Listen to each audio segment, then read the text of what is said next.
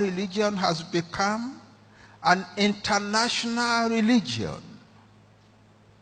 There are more people espousing Yoruba religion outside Nigeria today than there are in Yoruba land in Nigeria. Let me give you an example. In the province of Bahia in Brazil, a province that is a Roman Catholic province, there are more Yoruba centers of worship today than there are Roman Catholic churches. Almost everybody who is a Roman Catholic is also a worshipper of Ogun or Ija or Yemoja or Oshun and so on. And Yoruba religion is spreading in the world. A professor of comparative religions wrote a book a few years ago. The title of his book, The 8 Leading Religions That Rule the World. And in order of strength in the world, number of people, power, influence, and so on. Yoruba religion is the 6th of the 8. And that's the only religion from Africa that is an international religion. Okay, so here we are. We have built all these great things, but we don't know how to handle politics. Somehow. Because when we start fighting among ourselves, we just keep fighting. And we don't look around us to see what is really happening to us. So today, in the 19th century, we fought wars, and we couldn't stop them. And Ibadan, thank God for Ibadan. The Ilori people, who are not Fulani at all, they were Muslims, but they were not Fulani. They were leading an army to conquer the whole of Yoruba land for Islam. So the Ibadan people met them in Oshogbo in 1840 and soundly defeated the army, destroyed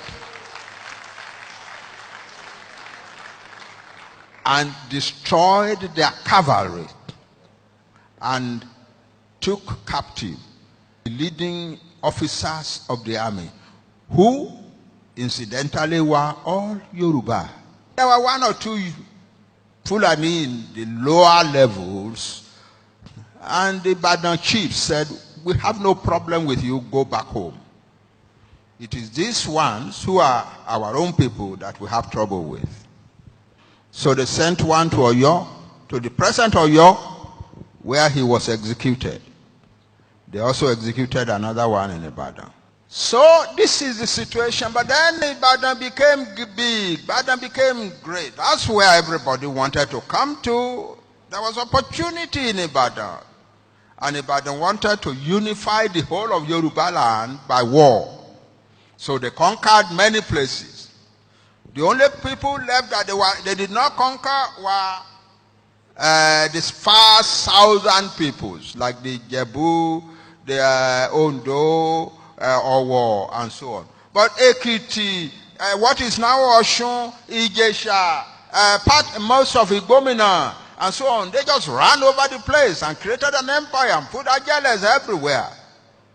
Then the Ekitis, you know who they are. They didn't know how to handle it for a start. But then in 1877, they finally made up their mind to handle it. So one of their boys started trouble by killing the local Ajele. And the rest of the Ekiti, then people revolted and drove the Ajeles out of their land. And then created an army called the Ekiti Parako Army. And the war went on from 1877 until 1886. It is the peace treaty of that year, September 23, 1886, that we are celebrating today. So what is the significance of that treaty? It brought to an end in our land a whole century of troubles and wars. But here is another angle that you may not have heard before. As of that time, the British and the French and so on were already interested in empires in Africa. But as of that moment, If we had joined hands to defend our land, we would never have become British colony. That's 4 years after that war, after the treaty, the Kiriji Treaty. Ibadan army had an army of about 80,000 men, well armed, on the Kiriji war front. They had made the treaty, but they had not gone home. They had an army of about 80,000 people in the Kiriji war front. The Ekiti Kwarako had an army of about 50,000. I want you to get a piece of paper and pencil and write these things down. Ilorin, which I told you was mostly Yoruba, was Yoruba in command and everything, had a small army supporting the Ekiti Kwarako, maybe about 15,000 at the same place. At the same time, Ibadan had an army of about 35,000 in Oru, fighting against the Ijebu. The Ijebu had in Oru an army of about 50,000. Are you adding these figures? The Ekiti Kwarako had sent an army to go and protect Ife under Prince Fabumi of Okemesi and Ashif Arimoro from Ilesha. And that army was about 25,000. The Jebu command, high command, had also sent an army to the defense of Ife under the Seriki Ogushigun, and his army was about 25,000.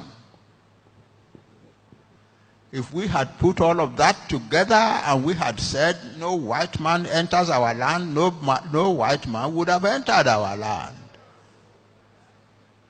When the British attacked Ijebu-Ode in 1892, it is because they knew that the rest of us were not going to raise a finger to defend Ijebu-Ode. That's the lesson from Kiriji, from the 19th century, from the wars of the 19th century, from the strength that we built in the 19th century, from our whole history. A great nation stands still and let all sorts of smaller nations run over it. It is time that we began to take control of our lives.